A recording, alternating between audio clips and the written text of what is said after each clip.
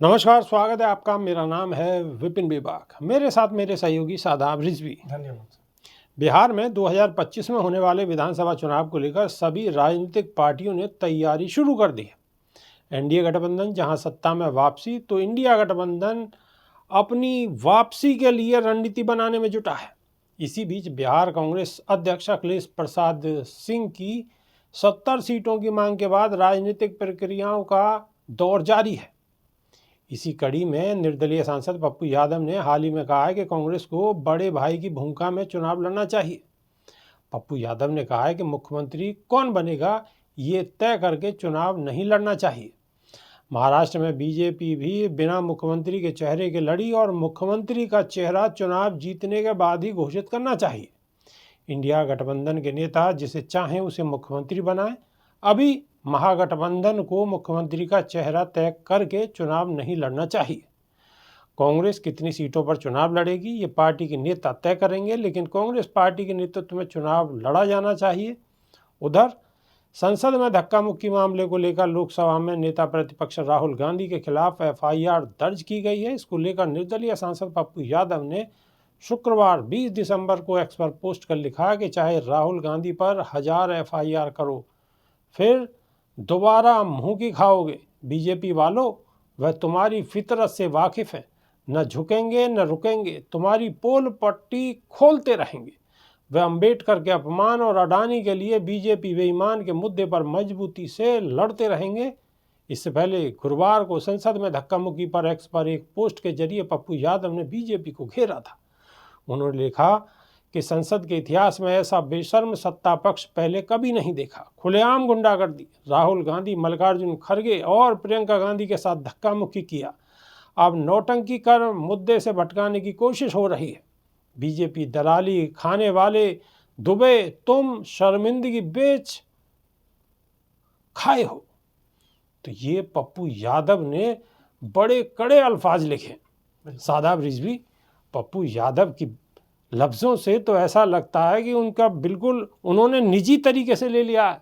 देखिए, पप्पू यादव ने ये बात बिल्कुल सही कही है कि जिस तरीके से संसद की मर्यादा को तार-तार किया जा रहा है और संसद की गरिमा को बेचा जा रहा है। बेचना इसलिए शब्द का इस्तेमाल हो रहा है क्योंकि ये लोग सिर्फ चंद पैसों की खातिर और एक व्यक्ति विशेष, एक बिजनेसमैन को बचाने के लिए तरीके तरीके के हथकंडे अपना रहे हैं और जरा सा भी नहीं चूक रहे हैं और एक नया प्रोपगेंडा तैयार करते हैं और संसद में भी लाकर उसे यहाँ पर मजाक बनाने के तौर पर ले लेते हैं। जिस तरीके से एक व्यक्ति को बचाने के लिए पूरे देश की सरकार जुटी पड़ी है, उसी तरीके से अगर ये छोटे और गरीब, जो कि गरीबी रेखा से नीचे जीवन यापन करने वाले लोग हैं, उनके बारे में सोचते तो वो दिन दूर नहीं होता जब हमारा देश विकासशील देश से विकसित बन जाता। और ये लोग विश्व गुरु की बात करते हैं, तो शायद आज हमारे देश की संसद से जो दुनिया भर में मैसेज जा रहा है, उससे विश्व गुरु बनने की तो बात बहुत दूर की है। चारों तरफ हमारी रुसवाई हो रही है और संसद में धक्का मुक्की का जो ये आरोप लगा रहे हैं, मनगढ़ंत जो कहानी इन्होंने बनाई है, वो सिर्फ और सिर्फ मुद्दे से भटकाने के लिए बनाई है। मुद्दे ये हैं कि विकास देश का कैसे हो, मुद्दे ये हैं कि हमारे देश का पैसा एक बिजनेसमैन के खातों में कैसे चला गया और उस बिजनेसमैन के ऊपर दुनिया भर के देशों के अंदर रिपोर्ट दर्ज क्यों हो रही है।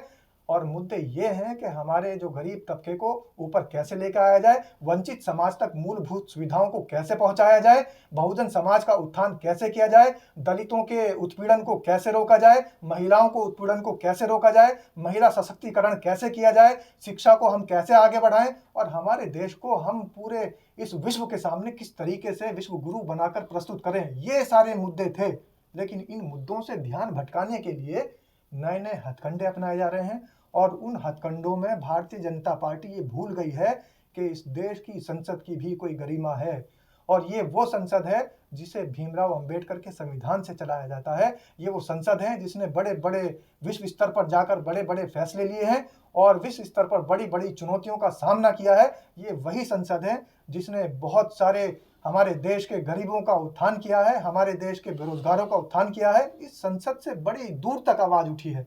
लेकिन अगर आज बेबाक जी ऐसी आवाज इस संसद से जा रही है कि संसद में धक्का मुक्की हो रही है, संसद में लात घूंसे चल रहे हैं, तो ये बड़ी शर्म की बात है हमारे देश के लिए।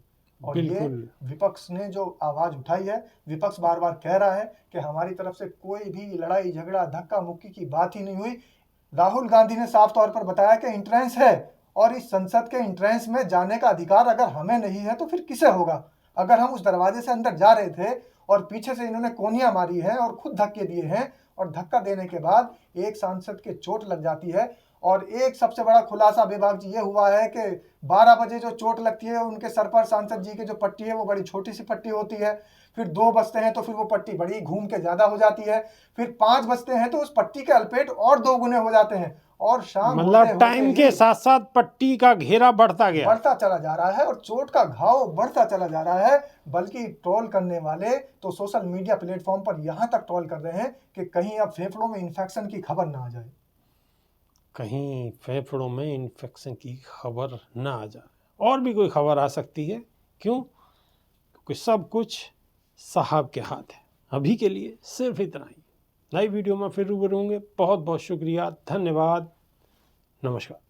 धन्यवाद।